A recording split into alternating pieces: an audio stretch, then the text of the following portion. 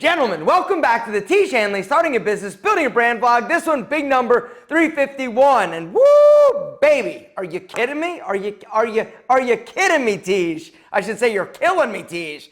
So before we get into this vlog, I want to tell you that we have finally,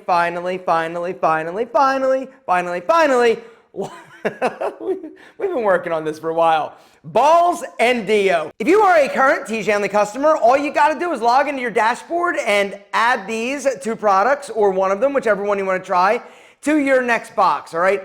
What I would like to recommend each and every one of you do that is a Tiege Hanley subscriber is go in and customize your shit. And why I'm telling you that is that if there are products that you're not using, you don't like, whatever, like remove it. You don't have to pay for it, and add the products that you want. Over 30% of our current active customer base goes in and has a custom box sent to them. You know, we've got a lot of super badass products like the clay mask, the chapstick, now deodorant, balls. Like, we've got some amazing products that are all custom formulated and that are all amazing that you guys could try. And if you like it and want it on a reoccurring basis, you can actually build and customize your own box. I do. Like, I have a custom box. What do I get? What is in my bag? Okay, so I got 2 AM moisturizers and 2 PM moisturizers. I actually don't get scrub because I have a lot of scrub built up from some of my old boxes, and so I removed that. And then I also get the wash, all right? What else do I get? I get chapstick because I love the chapstick, and now I have added these two to my, you know how I got these? You know how I got these? I ordered them.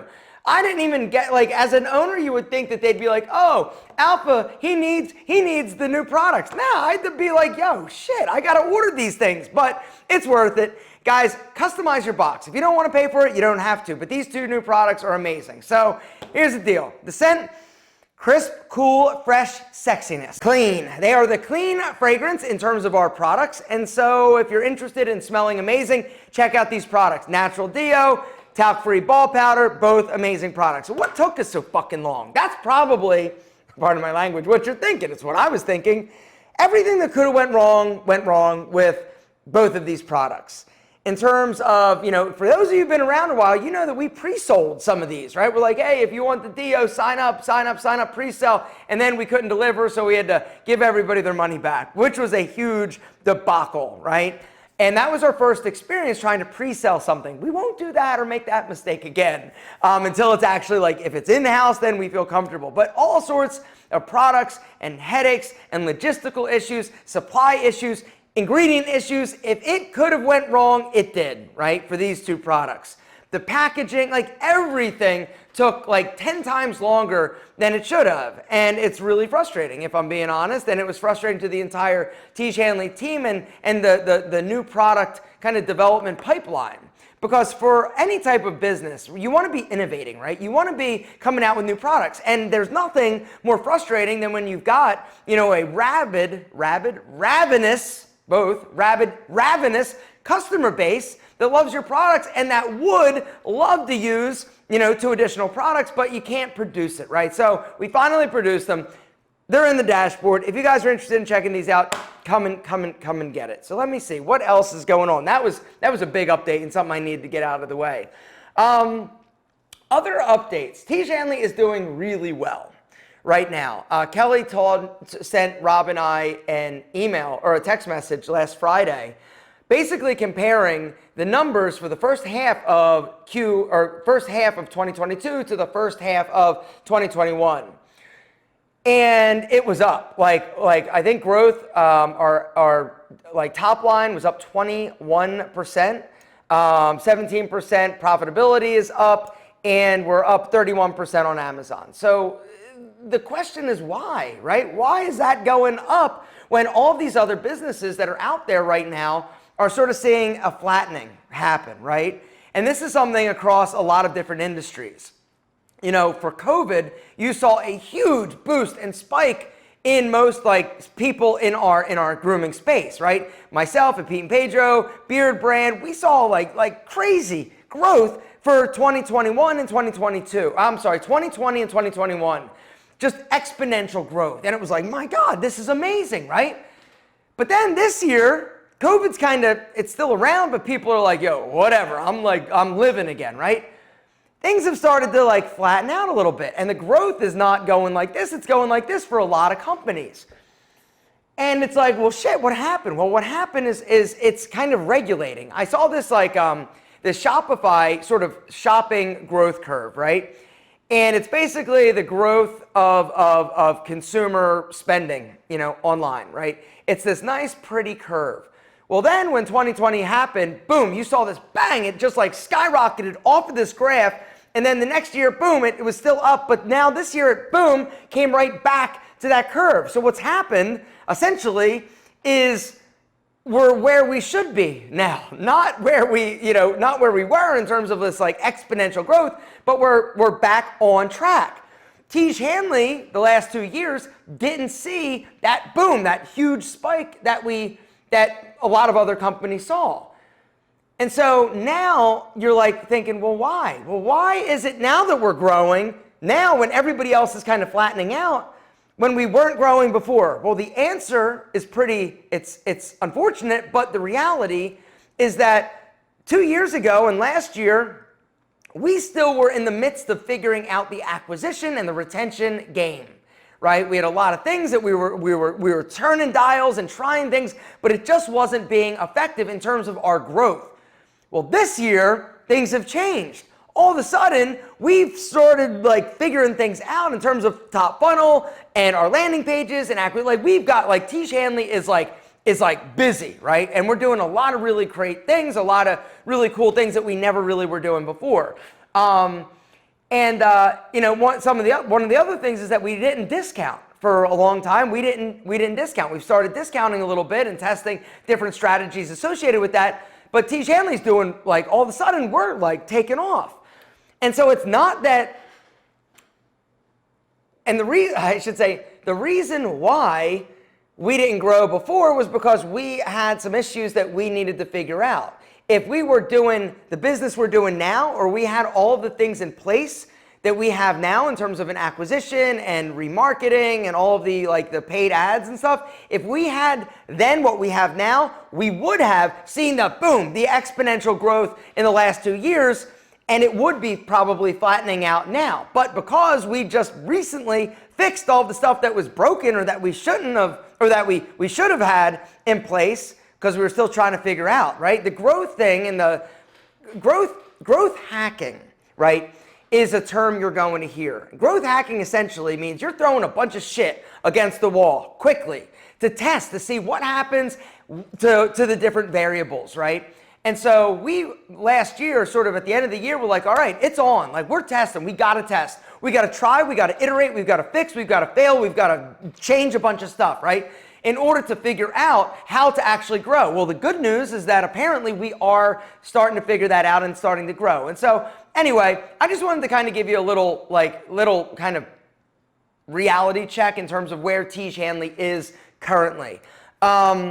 And it's awesome. It's awesome to see our customers. It's awesome to see that our guys are customizing their box, because that's the other thing that we realize. When people are going in to their dashboard and customizing and only getting the products that they want and really making the Tiege Hanley experience personalized to them, they're happier, better customers and partners at Tiege Hanley. You know, we sort of set on this journey to help guys look and feel amazing. That's what the goal was. And the more people that are actively using skincare, the more people that are actively, feeling great when they leave the house, the more people we're hopefully going to affect. One of the things that we're still trying to work on and tweak, and one of the objectives in the coming months, is really to figure out that referral mechanism. In terms of, maybe giving guys like a card to give to people, we're trying to figure out that referral, because we know that referrals are one of the most powerful ways to really grow your business, right? You can acquire customers and you can grow, but to really maintain a healthy company that is long-term, sort of really growing, you really need to focus on your customers and helping your customers talk to their friends and family and refer people to a product or a company that they love, right? You guys know the power of reviews, right? You go on Amazon, what do you look for? You look for the product or brand that has a ton of reviews, lots of 4 stars, 5 stars. Those are the people or the companies that you're going to try because it's got proof. It's got peer proof and buy-in, and you know that, okay, if 5,000 people say that the product's awesome, chances are I'm probably going to dig it. If you've only got like 5 stars or 5 reviews and like 2 of them are crappy and 1 of them, you're not going to necessarily take that chance. But when a friend says, hey, like just yesterday, perfect example, buddy calls me up, yo, I'm growing a beard for the first time in my life. What should I do? I need a tool. I said, you need a tool. And he's like, well, what should I get? I said, a Brio. End of story. Boom, done. He goes, great. He went and ordered it. Why? Because I had a great experience with it, and he needs one, right? So if there are guys that are using our products, that are loving our products, that are in the Tiege Hanley family, if they start talking or helping their guys or their uncle or their brother or their weird Uncle Barry look amazing and feel incredible, that's going to help us as a business, and it's also going to make your friend like you more because you helped them be more handsome. Anyway, what about your questions? Oh, before I get to your questions, I'm doing something cool. I'm doing 2 things cool. I'm trying to step outside of my box a little bit, and I'm just ready to go and do some different content. I am teaming up with, do you guys know Marnie from Wing Girl Method? She's a dating coach, right? We're doing a new series. We're going to film it in next month. She's coming in. We're going to film 3 episodes, 3 days. Like it's going to be like action packed. But think of it like the Alpha M Project meets like Hitch, right? Where it's like you help the guy look better, and then you help him dating, and then maybe he goes on a date and we film it and get feedback and have feedback from the woman. Would that be awesome? I've got the perfect name. I'm not ready to divulge it because it's too good. But in the coming weeks, I'm actually going to be posting a video saying, hey, if you're in the Atlanta area, submit a video if you want to be considered for this new show. It's going to be makeover, grooming, dating, coach to turn you into, I can't tell you the name of the show, but it's awesome. Anyway, super excited. Marnie is a sweetheart. I met her at the Men Influential Conference, and she is actually promoted Tiege Hanley. And so she sent me an email, and she's like, hey, if you ever need, anything or want to do anything, let me know. And I was like, you know what? I do. I want to have fun. I need to do some fresh content. And so I was like, would you be down traveling to Atlanta for a week and filming some content? The answer was yes, so we're doing it. Christian's going to film it, and then if it works, if people watch it, then I will go out to LA next time, and we'll film like 3 episodes out there, and then maybe we can like go to a different city, like New York or Miami or wherever, right? It would be pretty cool, and I'm just excited to do something different. I'm also, at the end of this month, going to Houston, Texas to meet up with Max Tuning. Max, if you're watching, what's up, brother?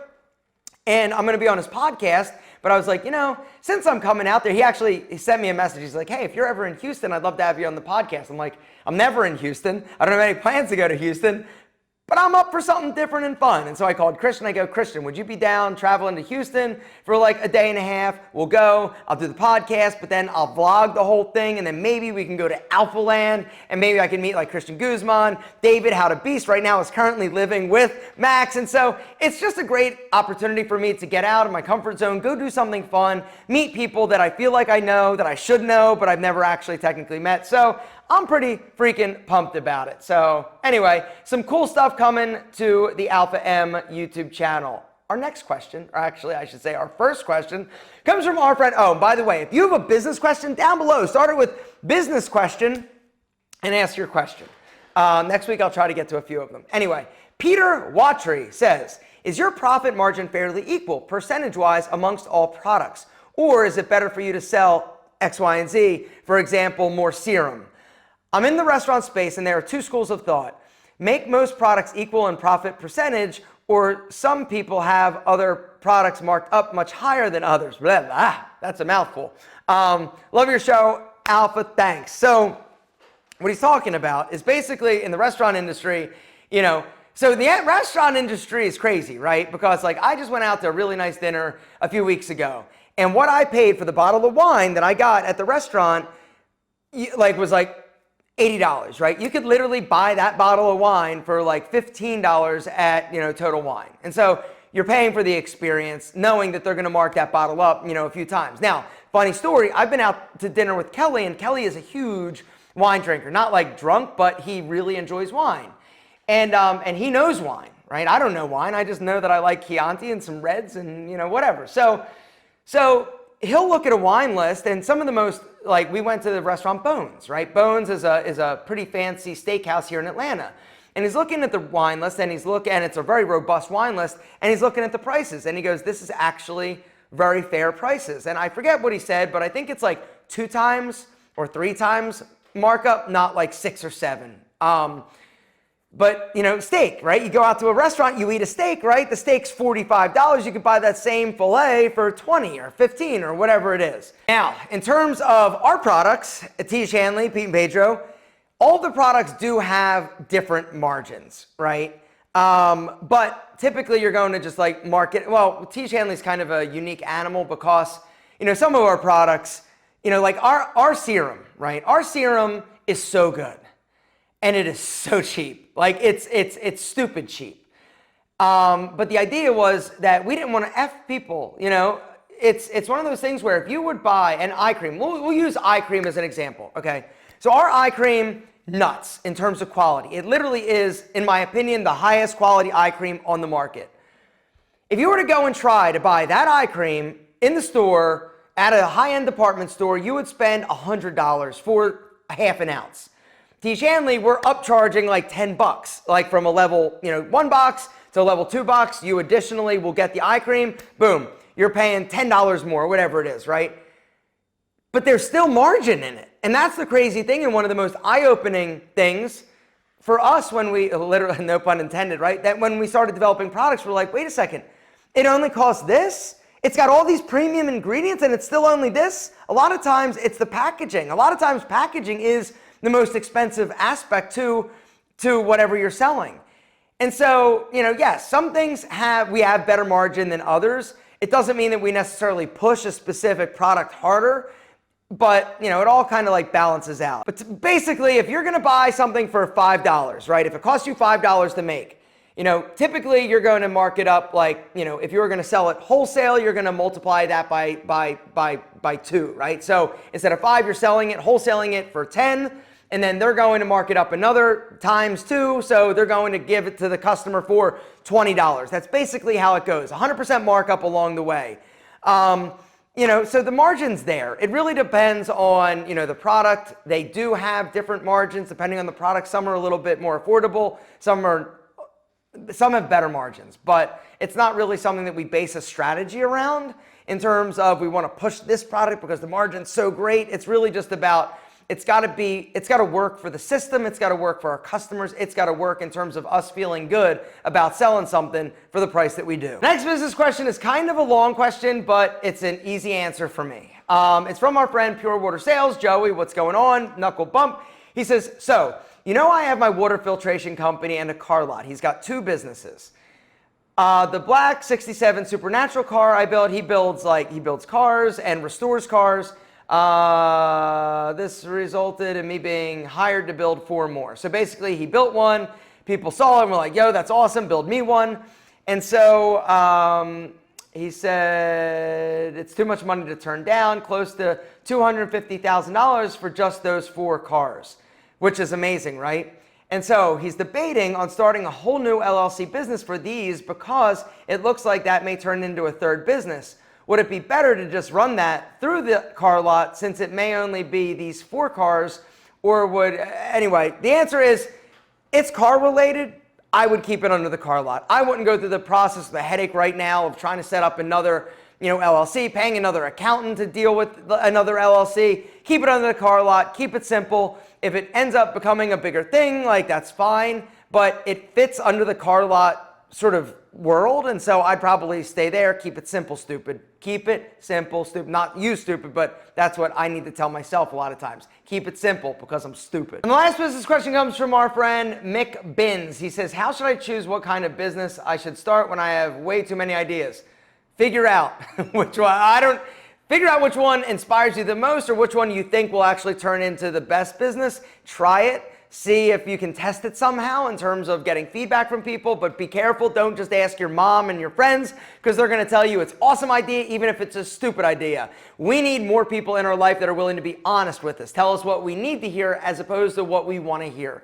All right, try it, test it. If it doesn't work, if you don't think it's going to work, move. Like you need to, or maybe test a few things if you can afford to do that. But it really boils down to which business you are most interested in and which one you think can be the most successful in terms of a business.